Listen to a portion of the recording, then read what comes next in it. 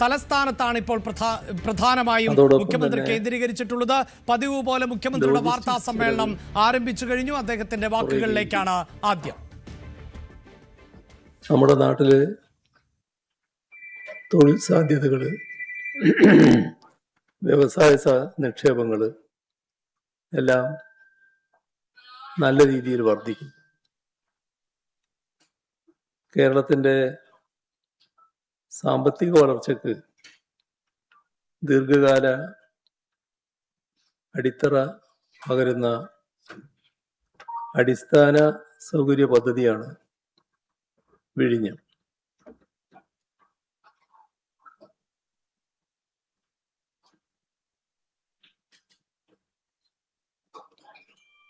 രണ്ടായിരത്തി 2016 കൃത്യമായി നിർമ്മാണം ആരംഭിച്ചത്. പക്ഷേ ഓഖി, മഹാപ്രളയം, പിന്നെ വന്ന ദുരന്തങ്ങള്, ഒരു ചുഴലിക്കാറ്റ്, മഹാടൗട്ട, കോവിഡ്, ഇങ്ങനെയുള്ള വെല്ലുവിളികൾ മറികടന്നുകൊണ്ടായിരുന്നു പദ്ധതി മുന്നോട്ട് പോയത്. പാറക്കല്ലുകൾക്ക് വിഷമം വന്നപ്പോൾ തമിഴ്നാട്ടിൽ നിന്നടക്കം കൊണ്ടുവരുന്ന അവസ്ഥയുണ്ടായി. 2020 മുതൽ നല്ല പുരോഗതി പദ്ധതിക്ക് കൈവരിക്കാനാവുകയും 2028 4 ഘട്ടങ്ങളും പൂർത്തിയാക്കാനുള്ള തീരുമാനത്തിലുമാണ് ഇപ്പോൾ എത്തിയിട്ടുള്ളത്. ഈ കഴിഞ്ഞ വർഷം ഈ തുറമുഖം റെക്കോർഡ് നേട്ടങ്ങളാണ് കൈവരിച്ചത്.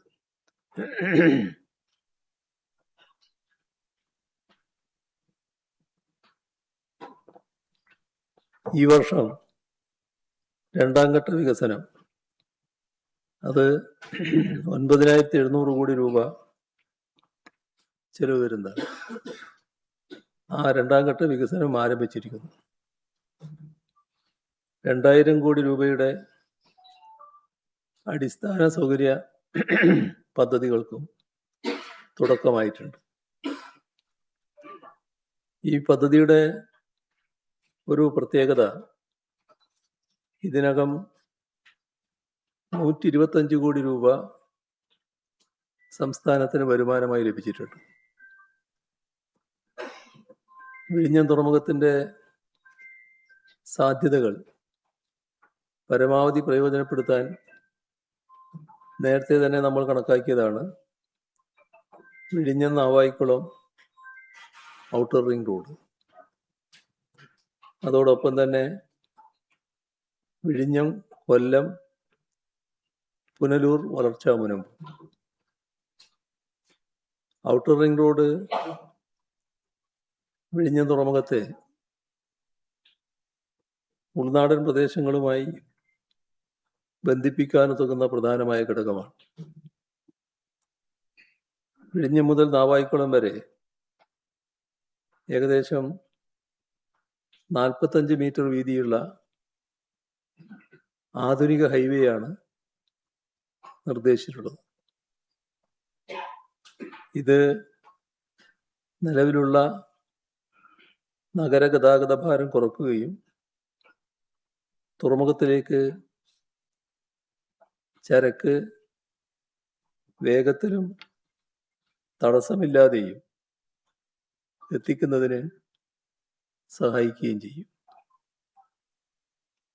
ഇതിൻ്റെ നിർമ്മാണത്തിന് ഭൂമി ഏറ്റെടുക്കലിൻ്റെ 50% ചെലവ്, ഇതിൻ്റെ സർവീസ് റോഡുകളുടെ നിർമ്മാണം, ഇതെല്ലാം ഉൾപ്പെടെ 1629 കോടി രൂപ സംസ്ഥാന സർക്കാരാണ് വഹിക്കുക. ഇതുകൂടാതെ നികുതി ഇളവുകളും മറ്റ് സാമ്പത്തിക ബാധ്യതകളും സംസ്ഥാനം വഹിക്കുമെന്നും തീരുമാനിച്ചിട്ടുണ്ട്. ഇതിൽ കാണേണ്ടത് 2018 കേന്ദ്രവുമായി ഈ പദ്ധതിയുടെ കാര്യത്തിൽ തത്വത്തിൽ ധാരണയായി. പക്ഷേ പിന്നീട് പലവട്ടം ആവശ്യപ്പെട്ടെങ്കിലും അന്തിമ അനുമതി ഇതുവരെ ലഭ്യമായിട്ടില്ല. 2024-25 കാലയളവിൽ കേന്ദ്രമന്ത്രിയെ നേരിട്ട് കണ്ടിരുന്നു. പദ്ധതി വേഗത്തിലാക്കേണ്ടതിൻ്റെ പ്രാധാന്യം വ്യക്തമാക്കിയിരുന്നു. എല്ലാം ഉണ്ടെങ്കിലും അനുമതി വൈകിയിരിക്കുന്നു. അത് ഒരു തടസ്സമായി ഇപ്പോൾ അനുഭവപ്പെടുന്നു. റിംഗ് റോഡ് പൂർത്തിയാകുമ്പോൾ വിഴിഞ്ഞം തുറമുഖത്തിൻ്റെ പൂർണ്ണശേഷി ഉപയോഗപ്പെടുത്താൻ കേരളത്തിൻ്റെ സമഗ്രമായ സാമ്പത്തിക വളർച്ചയ്ക്ക് ഉത്തേജനം നൽകാനും ഉപകരിക്കുമെന്നാണ് കാണുന്നത്. ഇതോടൊപ്പം കേരളത്തിൻ്റെ സാമ്പത്തിക വളർച്ചയിൽ നിർണായക പങ്കുവഹിക്കുന്ന പ്രധാന ഘടകമായി IT മേഖല ഈ കഴിഞ്ഞ പതിറ്റാണ്ടിൽ ഉയർന്നു വന്നിരിക്കുക. സേവന മേഖലയെ ആധാരമാക്കിയ സമ്പദ് വ്യവസ്ഥയെ കൂടുതൽ ശക്തിപ്പെടുത്തുക, യുവാക്കൾക്ക് ഉയർന്ന നിലവാരത്തിലുള്ള തൊഴിലവസരങ്ങൾ സൃഷ്ടിക്കുക, ആഗോള നിക്ഷേപങ്ങളെ സംസ്ഥാനത്തിലേക്ക് ആകർഷിക്കുക, ഇതെല്ലാം ചെയ്യുന്നതിൽ IT വികസനം വലിയ പങ്കാണ് വഹിക്കുന്നത്. ഡിജിറ്റൽ അടിസ്ഥാന സൗകര്യങ്ങൾ, സ്റ്റാർട്ടപ്പ്, പരിസ്ഥിതി, ഹൈടെക് ഇൻഫ്രാസ്ട്രക്ചർ എന്നിവയെ ഏകോപിപ്പിച്ചുള്ള വികസന മാതൃകയാണ് കേരളം സ്വീകരിച്ചിരിക്കുന്നത്. വലിയ സാധ്യതയാണ് IT വികസനം ഒരുക്കുന്നത്. ഇപ്പൊ 2016 IT പാർക്കുകൾ വഴിയുള്ള സർക്കാർ IT പാർക്കുകൾ വഴിയുള്ള കയറ്റുമതി 803 കോടി രൂപയുടേതായിരുന്നു. ഇപ്പോഴത്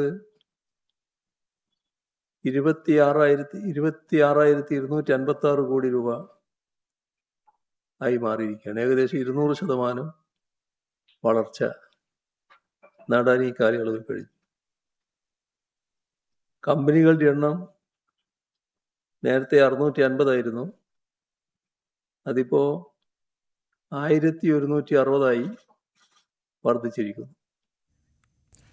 നിയമസഭാ തെരഞ്ഞെടുപ്പിന് 9 ദിവസം മാത്രം ശേഷിക്കെ പ്രചാരണ പരിപാടികൾ പ്രധാനപ്പെട്ട മുന്നണികൾ ഊർജിതമാക്കിയിരിക്കുകയാണ്. ഇന്ന് കണ്ണൂർ, കോഴിക്കോട് ജില്ലകളിൽ ആണ് രാഹുൽ ഗാന്ധിയുടെ പര്യടനം. ഇപ്പോഴിതാ മുഖ്യമന്ത്രി പിണറായി വിജയന്റെ വാർത്താ സമ്മേളനം ആരംഭിച്ചിട്ടുണ്ട്. എല്ലാ ദിവസവും അദ്ദേഹം വികസന വിഷയങ്ങൾ തന്നെയാണ് പ്രധാനമായും സൂചിപ്പിക്കാറുള്ളത്. കൂടുതൽ വാർത്തകൾക്ക് News 18 Keralam YouTube channel subscribe ചെയ്യുക.